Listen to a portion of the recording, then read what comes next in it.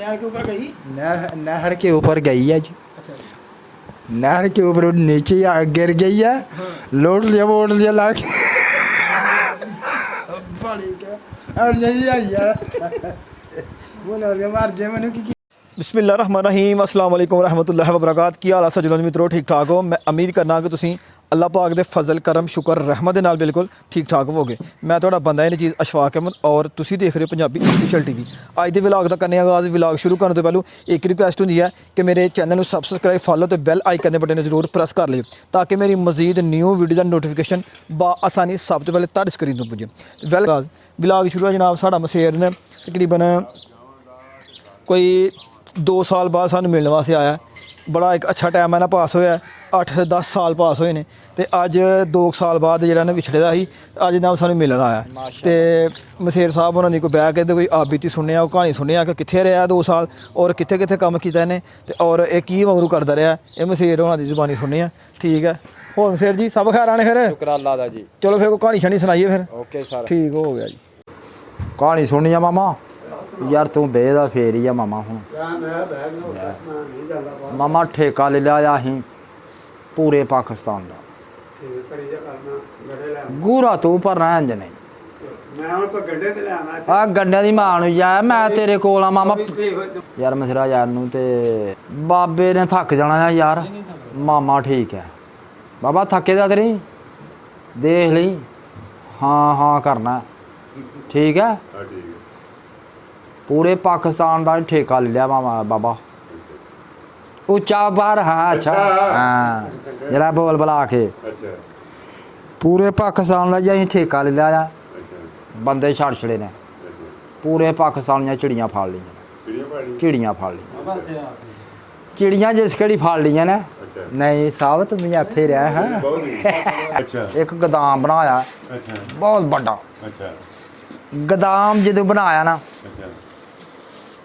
वो चिड़ियाँ सारियां ही वो डक ली ने बाबा आया नहीं हरी एक बारी ही वो 2 चिड़ियां अगे आंदियां हाँ फड़ने फरल कर देने। हाँ अच्छा फिर आह फिर 2 कटने फिर फरल कर देने। हाँ फिर 2 कटना फिर फरल कर देने। हाँ फिर 2 कटना फिर फरल फिर 2 कटना फिर फरल सारी रात ही चाचा लगे रहना। अच्छा वो चिड़ियाँ नहीं मुकनियाँ। चाची बारे चाची दी बारे एक चाची छड़ के तुर गई ही दूसरी चाची कहती है मैं वो पिशावर तुर गई है हूँ इस तरह कोई गलबात सुना को फेमस होए दा तैनूं रुपये आने बारे उठ अल्ली रात सुना नहीं बाबा चौके रख गल नूं। अच्छा बाबा ट्रैक्टर किन्ने चलाए फिर? वो ट्रैक्टर यार चलाने की हैं भैन जी ने ट्रैक्टर एक सही लब्भा सी। अच्छा वो जनाब इसे अरसे दे कोलों गड्डी बड़ी सख्त सी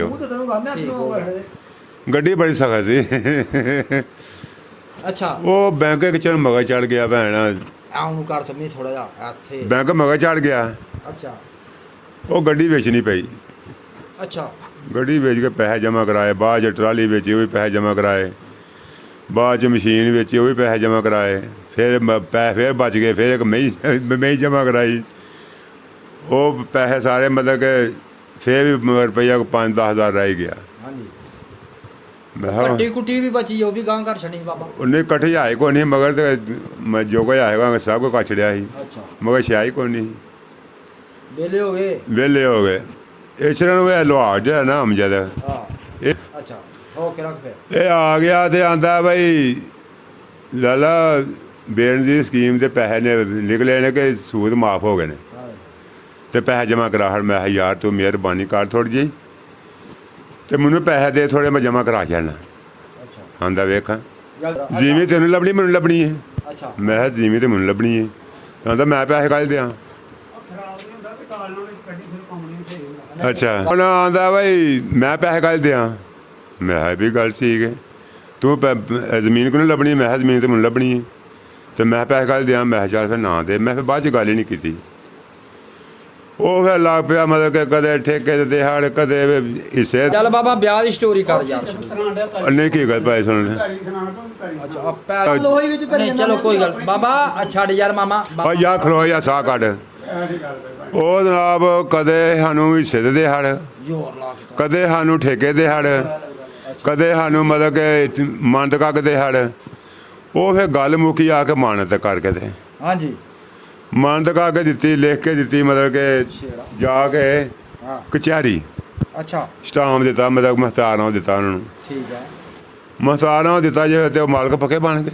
ਹਾਂ ਦਿੱਤਾ ਲਿਆ ਕੱਖ ਨਹੀਂ, ਇੱਕ ਦਵਾਨੀ ਵੀ ਸਿਗਰਟ ਦਾ ਪੈਸਾ ਵੀ ਨਹੀਂ ਲਿਆ। ਲੋ ਜੀ ਲੱਗ ਪਏ ਕੇਸ, ਕਦੇ ਕੋਈ ਕਿਸੇ ਪਾਸੇ ਧਰੂਣ ਲੱਗ ਪਿਆ, ਕੋਈ ਕਿਸੇ ਇੱਕ ਟੁੰਡਾ ਹੋਇਆ ਮਰਾਦਪੁਰ ਦਾ, ਕਦੇ ਉਹ ਲਾ ਪਿਆ ਧਰੂਣ, ਕਦੇ ਮਤਲਬ ਕਿ ਟੁੰਡੇ ਦਾ ਕੋਈ ਭਣੂਜਾ ਆਈ ਹੈ, ਕਦੇ ਸਾਲਾ ਆਈ ਹੈ, ਕਦੇ ਕੋਈ ਆਈ ਹੈ, ਕਦੇ ਪਟਵਾਰੀ ਅੱਗੇ ਆਈ ਹੈ, ਮਤਲਬ ਕਿ ਉਹ ਜੱਜਾਂ ਦਾ ਪਟਵਾਰੀ ਹੈ, ਕਦੇ ਉਹ ਆਈ ਹੈ, ਉਹਨੂੰ ਆਖੇ ਜ਼ਮੀਨ ਜਾਂਦੀ ਪਈ, ਫਟਾਫਟ ਕਾਬੂ ਕਰ ਲੈ, ਮੁੱਖ ਜਾਂਦੀ ਪਈ ਹੈ। ਉਹਨੇ ਨਾ ਕੋਈ ਦਿੱਤਾ ਨਾ ਕੋਈ ਲਿਆ, ਉਹ ਮੁੱਖ ਦਾ ਰੁਪਈਆ 3 ਲੱਖ ਲੈ ਕੇ ਤੇ ਲਾਂਭੇ ਹੋ ਗਿਆ। ਉਹ ਜਨਾਬ ਮਗਰ ਫਿਰ ਲੁਹਾਰ ਰਹਿ ਗਏ। ਆ ਗਿਆ ਯਾਰੁਲਾ ਨੂੰ ਆਖਿਆ ਬੰਦੇ ਇੱਕ ਦਿਨ, ਯਾਰੁਲਾ ਆਪੇ ਕਿਹਾ ਸੀ, ਆਖਣਾ ਯਾਰ ਜ਼ਮੀਨ ਤੇਰੀ ਹੈ ਤੇ ਮੈਂ ਮੰਨਤ ਕਰਕੇ ਲੈ ਲਈ ਹੈ, ਤੇ ਹੁਣ ਇੰਜ ਕੰਮ ਕਾਰਵਾਈ ਆ ਜਿਹੜਾ ਰੁਪਈਆ ਦਿੱਤਾ ਨਾ ਅਸ਼ਰ ਟੁੰਡੇ ਨੂੰ, ਇਹ ਬਣਾ ਲੈ।